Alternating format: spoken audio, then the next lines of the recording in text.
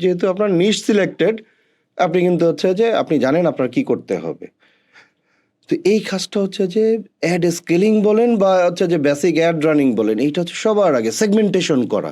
আমার টার্গেট অডিয়েন্সকে আমি সেগমেন্ট করে ফেলছি কিনা, সেই অনুযায়ী আমি কন্টেন্ট ক্রাফট করছি কিনা, এই দুইটা হয়ে গেলে দেন সেই অডিয়েন্সকে আমি কিভাবে টার্গেট করব। That's it.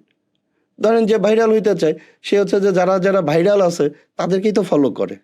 তাহলে তাকে টার্গেট তার ওই কন্টেন্ট দিয়ে তাকে টার্গেট করতে গেলে আমার ওই টপিকগুলোরে ধরতে হবে, ওই ট্রেন্ডি জিনিসগুলোকে ধরতে হবে।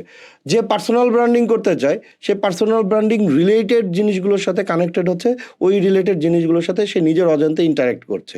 তাহলে ওই বিহেভিয়ার ধরে ধরে আমার হচ্ছে যে তাকে তার জন্য টার্গেট করতে হবে। তাহলে দেখেন এখান থেকে 4-5টা কিন্তু সেগমেন্ট বেরোয় আসলো। ওই সেগমেন্টের জন্য আমরা কন্টেন্টের প্ল্যান করলাম, ওই কন্টেন্ট প্ল্যান করে অডিয়েন্স টার্গেটিং প্ল্যান করলাম, এইবার আমরা যাব অ্যাডে।